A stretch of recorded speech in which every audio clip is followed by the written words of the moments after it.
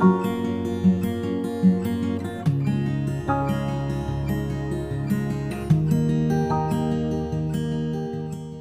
दोस्तों, आपका स्वागत है हमारे YouTube चैनल में टारगेट PCS। आज हम स्टडी करेंगे संसद की कामकाज। ठीक है दोस्तों, संसद की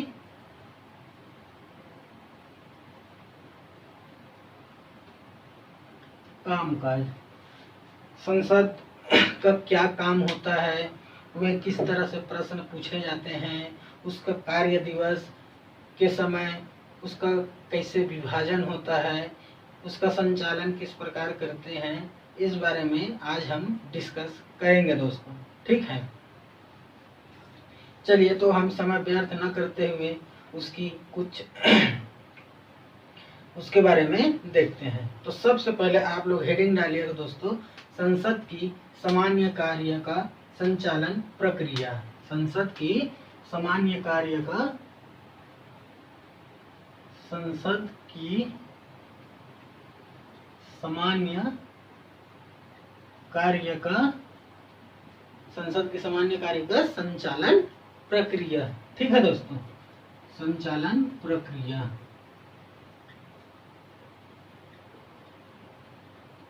प्रक्रिया तो आप लोग हेडिंग डाल लीजिए, मैं बोलता हूं, आप लोग लिखते जाइएगा। संविधान के अनुच्छेद 118 के अंतर्गत, संविधान के अनुच्छेद 118 के अंतर्गत संविधान के उपबंध के अधीन रहते हुए संसद के प्रत्येक सदन को अपने कार्य संचालन के विनियम के लिए नियम का निर्माण करने की शक्ति प्रदान की गई है। ठीक है दोस्तों, इस प्रकार संसद के दोनों सदनों द्वारा अपनी प्रक्रिया और कार्य संचालन के नियम निश्चित किए जाते हैं और आवश्यकता पड़ने पर इन नियमों में परिवर्तित किए जाते हैं। ठीक है दोस्तों, ये हो गया उसकी प्रक्रिया। अब उसका हम कार्य दिवस में समय का कैसे विभाजन करते हैं उसके बारे में देखते हैं दोस्तों। समय का विभाजन।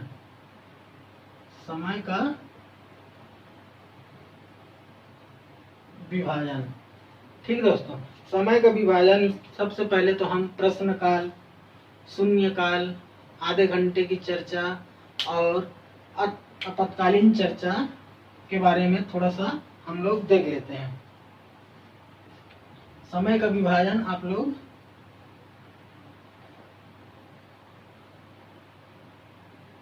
प्रश्नकाल,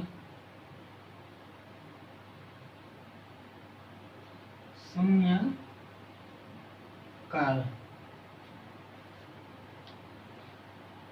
आधे घंटे की चर्चा और अल्पकालीन चर्चा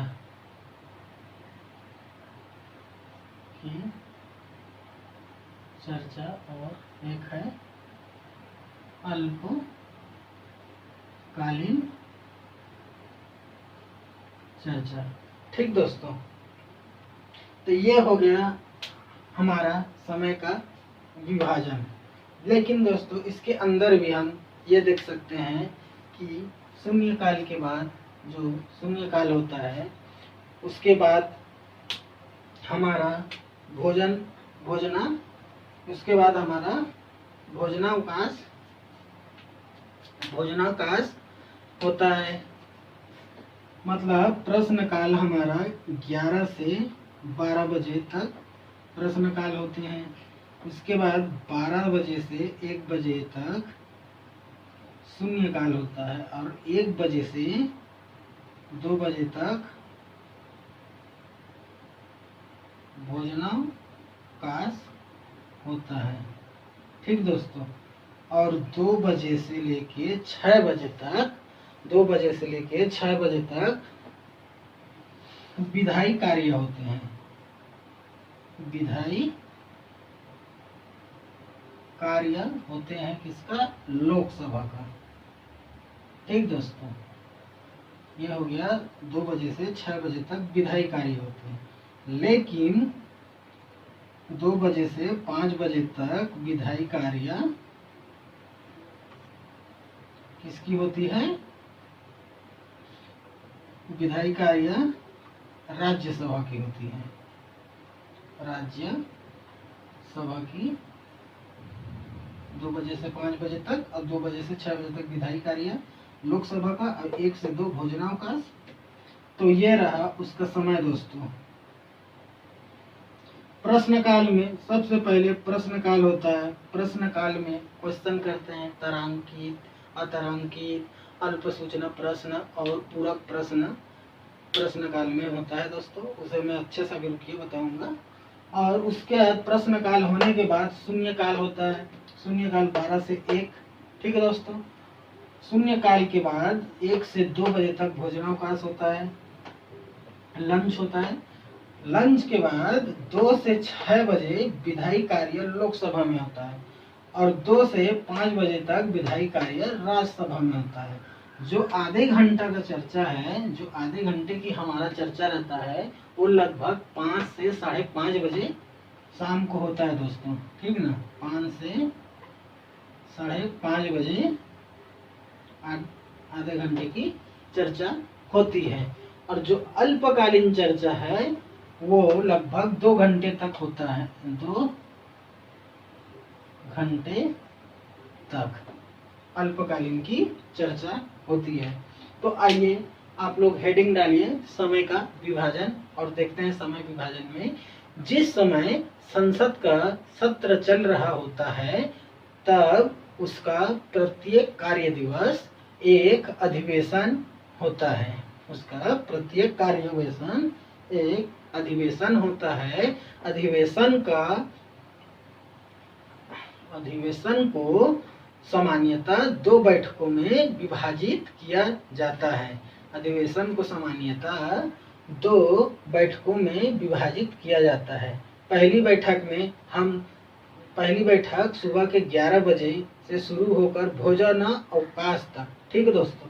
पहली जो बैठक है 11 बजे से शुरू होकर कितने बजे तक? भोजनावकाश तक, मतलब 2 बजे तक होता है। और दूसरी बैठक 2 बजे से लेके 6 बजे तक, या तो दूसरी बैठक 2 बजे से लेके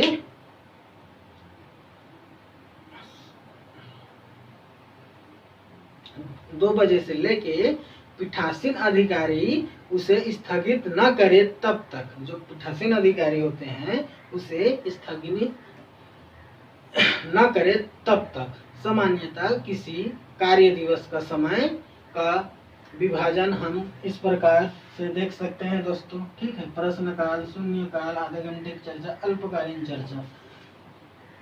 11 से 12 प्रश्न, 12 से 1 शून्यकाल, 1 से 2 भोजनावकाश, 2 से 6 कार्य विधायी कार्य मतलब लोकसभा के लिए, 2 से 5 राज्यसभा के लिए। ठीक है दोस्तों, इतना हम देख लिए। अब आते हैं हम प्रश्न काल की ओर। प्रश्न काल क्या है उसके बारे में देखते हैं।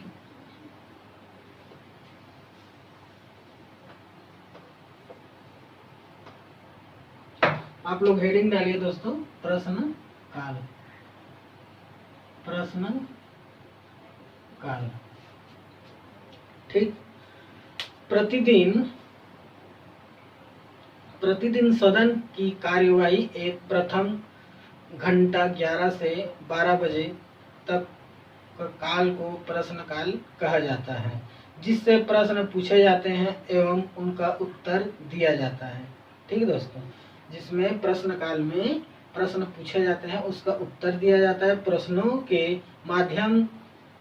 के माध्यम से सदस्यों द्वारा राष्ट्रीय और अंतर्राष्ट्रीय सभी विषयों के बारे में सूचना प्राप्त की जा सकती है। सामान्यतः सरकारी सदस्यों अर्थात मंत्रियों से ही प्रश्न पूछे जाते हैं, परंतु कभी कभी गैर सरकारी सदस्यों से भी प्रश्न पूछ सकते हैं दोस्तों। ठीक है। और इस प्रश्न सरकारी सदस्य मतलब मंत्रियों से पूछ सकते हैं, और गैर सरकारी सदस्य मतलब गैर सरकारी सदस्य से भी प्रश्न पूछ सकते हैं। ठीक है दोस्तों, प्रश्न काल को हम तारांकित प्रश्न, तारांकित, ठीक है दोस्तों, अल्प सूचना,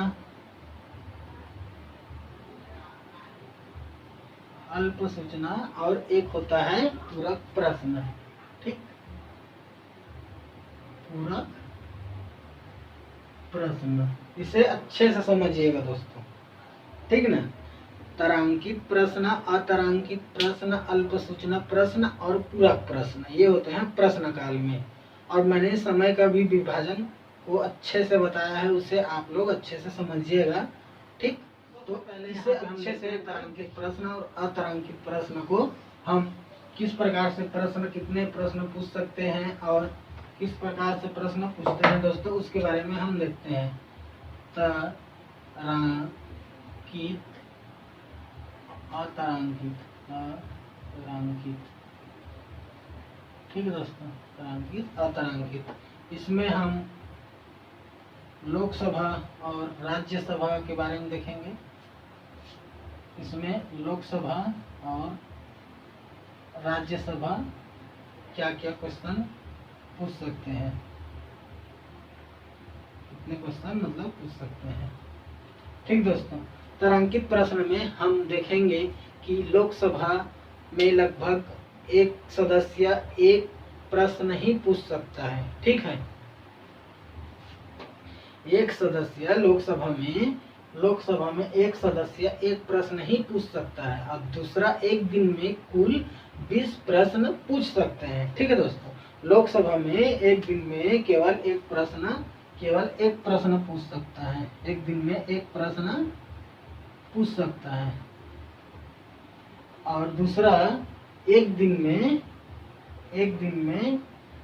20 प्रश्न पूछ सकते हैं। ये हो गया दोस्तों लोकसभा का।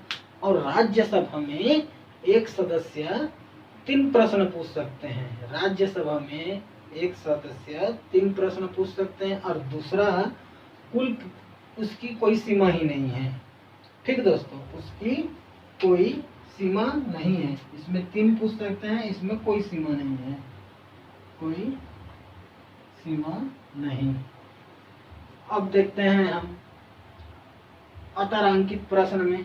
ठीक दोस्तों, इसका तो हो गया, और अतारांकित की ओर देखते हैं। इसमें अतारांकित में जो लोकसभा होता है वो कुल लोकसभा का सदस्य 4 प्रश्न पूछ सकते हैं। पहले में ये टोटल 4 प्रश्न पूछ सकता है दोस्तों, लेकिन इसमें कुल 230 प्रश्न पूछ सकते हैं। एक दिन में 4 प्रश्न पूछ सकता है, जिसमें 230 प्रश्न पूछ सकते हैं कुल। ठीक है दोस्तों, अब देखते हैं इसके राज्यसभा में। तो राज्यसभा की सदस्य की कोई सीमा नहीं है पहला, और दूसरा कुल 230 प्रश्न पूछ सकते हैं। एक दिन में इसकी कोई सीमा नहीं है कि कितने भी प्रश्न पूछ सकता है, लेकिन कुल प्रश्न कोई सीमा नहीं होती, लेकिन कुल इसमें भी 230 प्रश्न पूछ सकते हैं। यह हो गया हमारा तारांकित और अतारांकित के बारे में, कितना क्वेश्चन पूछ सकते हैं और कितना नहीं दोस्तों। ठीक है ना, तो ये हो गया तारांकित और अतारांकित। अब इसका थोड़ा सा हम डेफिनेशन देख लेते हैं, तारांकित और अतारांकित किसे कहते हैं। ठीक है दोस्तों, तारांकित प्रश्न वो प्रश्न है जो सदन में इन प्रश्नों के उत्तर मौखिक रूप से दिया जाता है दोस्तों। इस तारांकित में मौखिक रूप में उत्तर दिए जाते हैं। इन प्रश्नों में तारांक लगा रहता है दोस्तों, इन प्रश्नों में तारांक लगा रहता है। इन्हें इसलिए इसे तारांकित प्रश्न कहते हैं।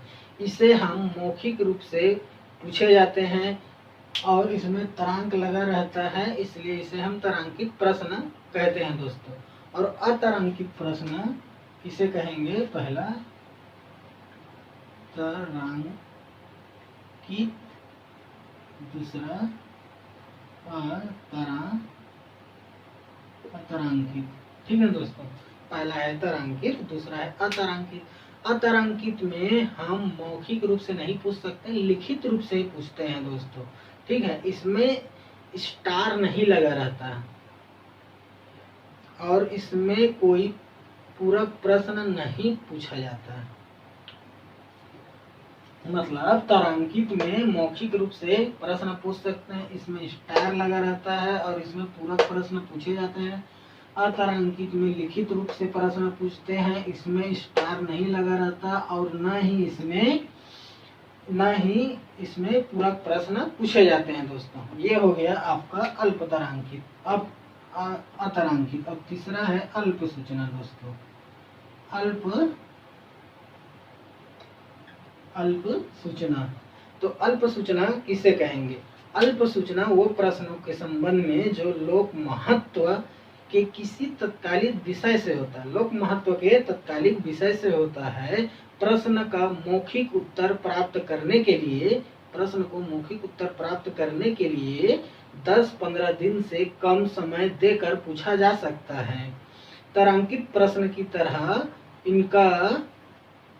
इनका भी रूप, तारांकित प्रश्न की तरह इन्हें भी रूप दिया जाता है और इनके संबंध में पूरक प्रश्न पूछे जाते हैं दोस्तों। ये भी तारांकित प्रश्न के लिए ही है, इसमें लोक महत्व के बारे में पूछा जाता है दोस्तों। ये मौखिक रूप से इसको भी हम पूछ सकते हैं। तो ये हो गया अल्प सूचना। अब लास्ट है हमारा कौन सा? पूरक प्रश्न। पूरक प्रश्न। ठीक दोस्तों, ये तो हो गया प्रश्न काल का। पूरक प्रश्न में हम ये कह सकते हैं, मंत्री द्वारा किसी प्रश्न को जो उत्तर दिया जाता है, मंत्री द्वारा जो प्रश्न का उत्तर दिया जाता है, उस उत्तर किसी बात को लेकर जो प्रश्न पूछा जाता है, किसी बात को लेकर जो प्रश्न पूछा जाता है, उसे पूरक प्रश्न कहते हैं दोस्तों। विभिन्न मंत्रालय से संबंधित पूछे जाने वाले प्रश्नों के लिए सप्ताह में अलग अलग दिन निर्धारित होती है। यह हो गया दोस्तों। एक और है, उसे भी आप लोग देख लीजिए। प्रश्न का चौथा प्रकार ये भी है कि गैर सरकारी सदस्य से पूछे जाने वाले प्रश्न कहा जाता है।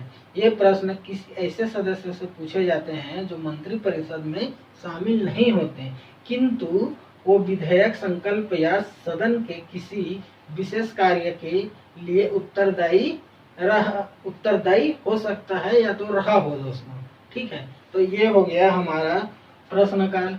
अब प्रश्न काल के बाद में हम देखते हैं शून्य काल क्या है।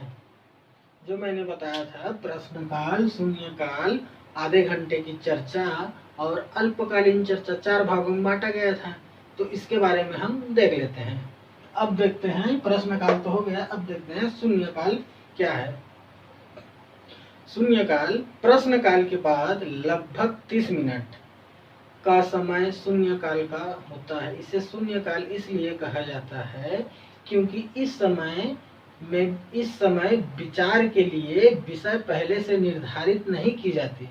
जो विचार के लिए विषय समय के साथ निर्धारित नहीं किए जाते। शून्य काल में बिना किसी सूचना के सार्वजनिक हित का ऐसा कोई भी प्रश्न उठाया जा सकता है जिस पर तुरंत विचार करना आवश्यक समझा जाए। इस काल में सभी सदस्य को बोलने का समान अवसर दिया जाता है या तो प्रदान किया जाता है दोस्तों। उसे हम शून्य काल के रूप में जानते हैं। तो ये हो गया शून्य काल। अब देखते हैं दोस्तों हम आधे घंटे की चर्चा किस प्रकार से हम करेंगे।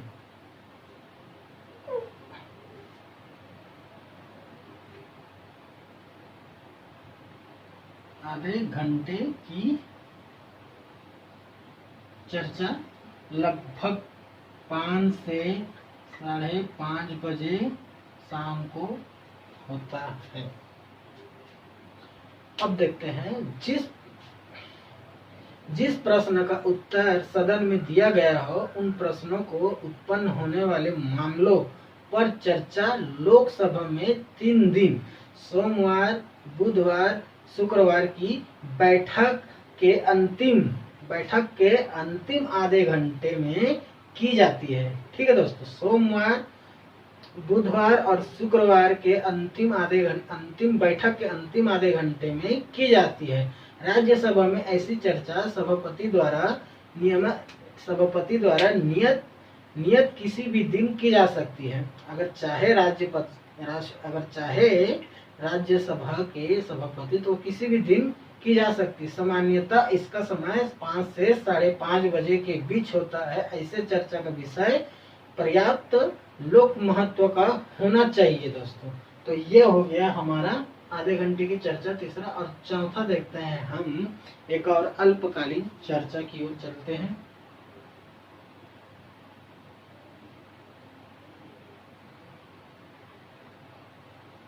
अल्पकालीन चर्चा दोस्तों, तो इसके बारे में भी आप लोग नोट कर लीजिए कि इसके द्वारा सदन के जो सदस्य होते हैं वो लोक महत्व के ऐसे मामलों की और सरकार का ध्यान आकर्षित करते हैं जिन्हें पता